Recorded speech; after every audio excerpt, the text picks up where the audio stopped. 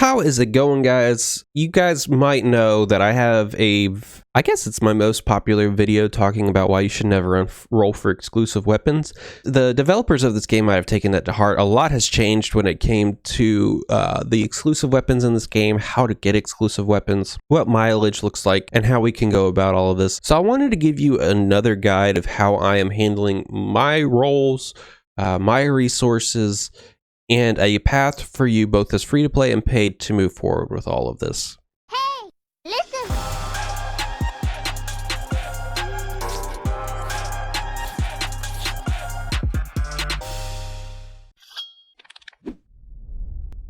Just do it! So as you might see here, we have these new epic exclusive equipment boxes. I've already bought out 2 of the other types, as you can see down here, way down at the bottom.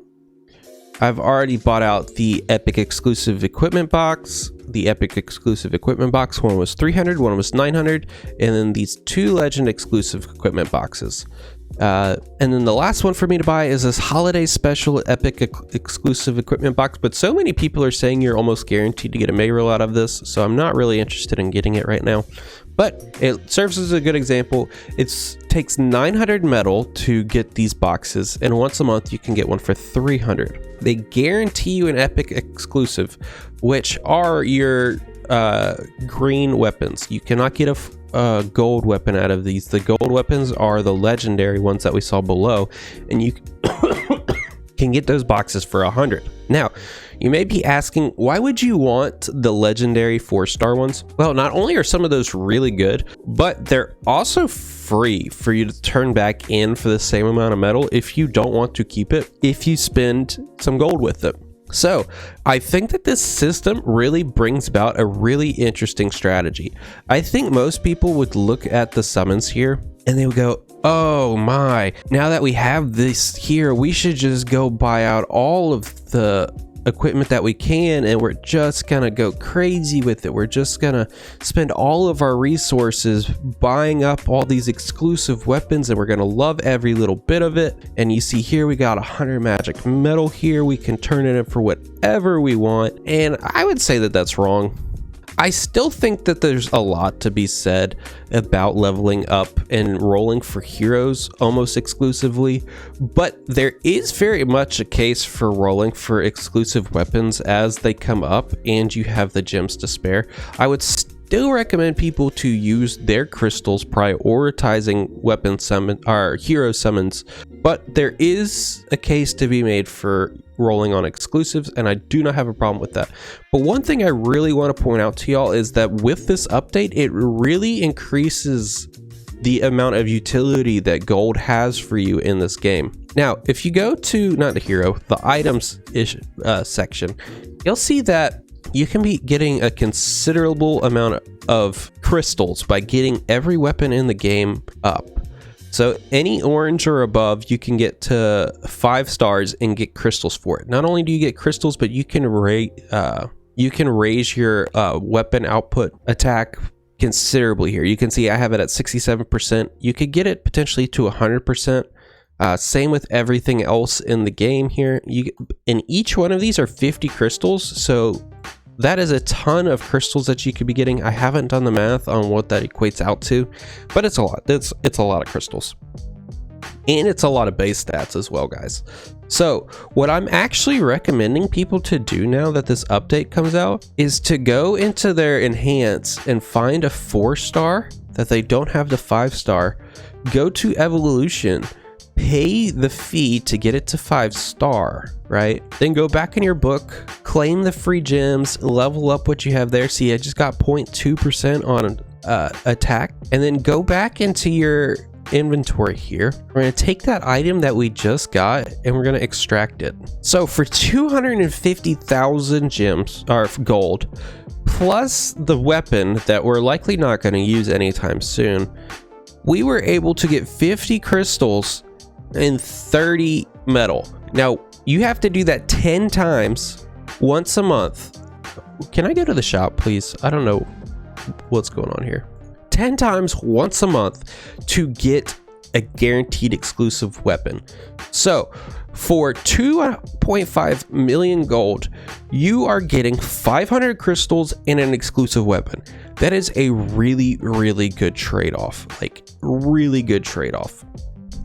I think the 900 metal is pretty exclusive to people that are rolling, but I think that you should be prioritizing the once a month option through that method I just showed you by upgrading your 4 and 5 your legend and orange weapons, harvesting those metal from it and those crystals from it at the expense of your gold. It's a really solid trade-off.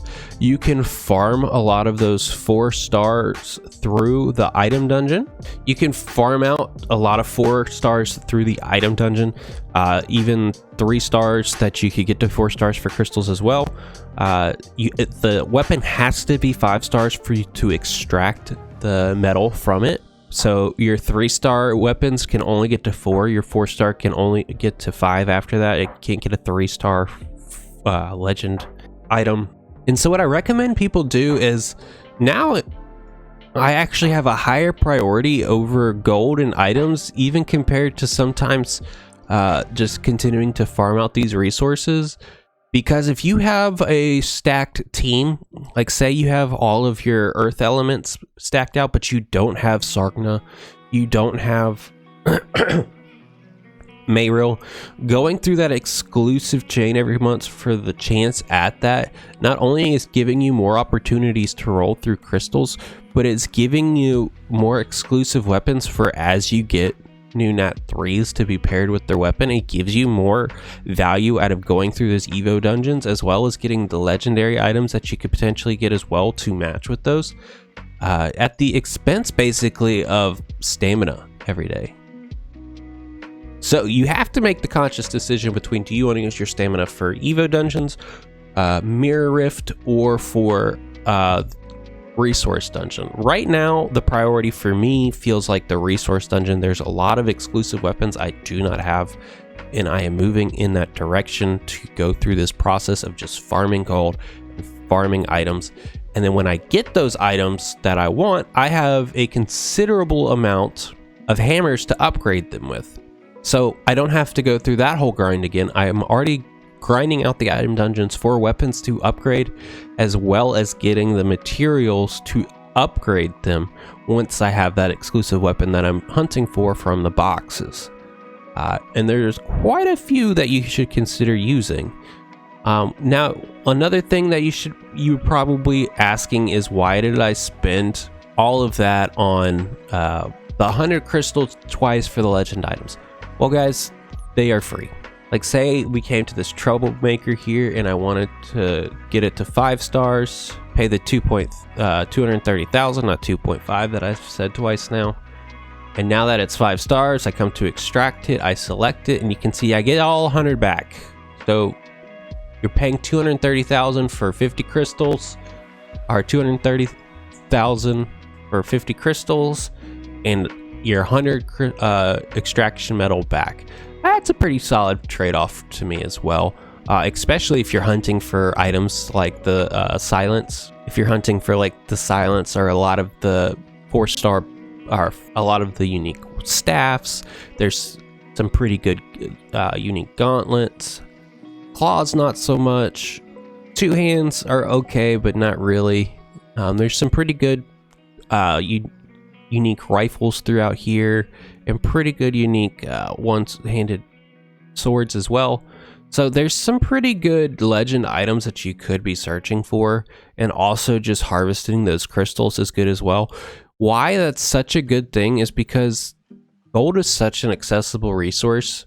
For 70 stamina here, which you can get 3 or 4 times a day, you can harvest pretty close to 100,000 gold. So over like a course of a week, you're having several million gold built up to go through this with.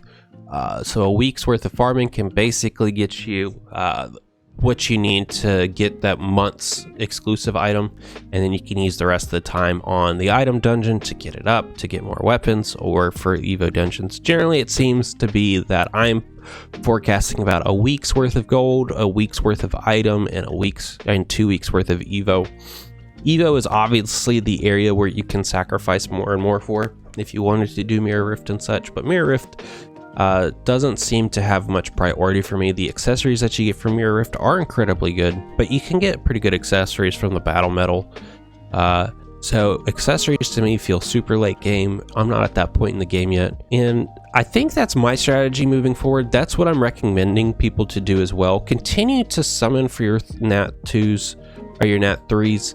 Continue to rack up those hero crystals. It's so much harder in this game to go to the Evo dungeon and farm hero crystals than it is to farm out weapons and metal, because essentially for 72 I may, and I say may very lightly, get 10 hero crystals, and I'm going to need 100 plus to limit break someone.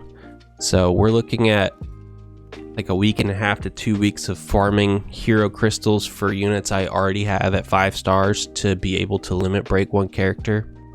So I would recommend rolling more for the limit breaks or the hero crystals, depending on if you want to use the hero crystals to level people up, which are to get their ranking from 3 stars to 5 stars, which at this point in my career, I don't think that that's the most optimal strategy for me anymore. I need to get some of my limit breaks going. I have my Craig at limit break 2. I'm trying to get him to 5 because Craig is a beast.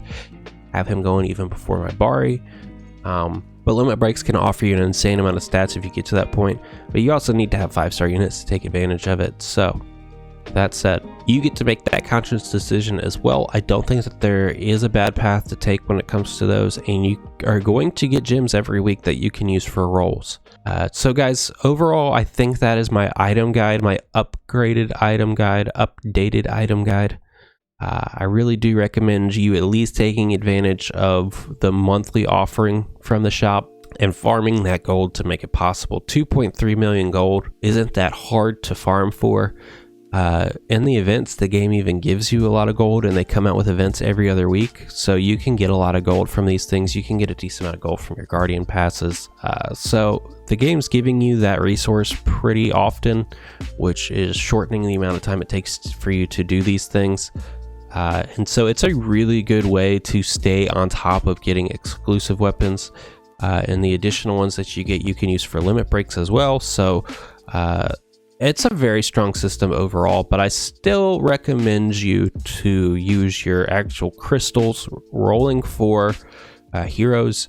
There is a case for using your crystals for more stamina, but that's not a method that I think that I'm going to apply at any point. I would only recommend that if you want to get burnt out in this game, or you're trying to go free to play to number 1 and you already have a team. That could be a solid method for you as well, but I think for 99.8% of the player base, just use your crystals on hero summons, guys.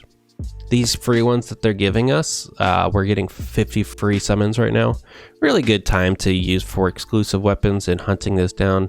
But overall, I think hero crystals are the better bang for your buck on that. So guys, be sure to like, subscribe, do what you gotta do. Leave me a comment, let me know what you think of this video. If you hate every single word that I said, let me know that too. If you want to tell me that this video is as useless as I am, I've heard that one before. I've actually gotten that comment. So feel free to say it again. Doesn't bother me. Take care, guys. Peace.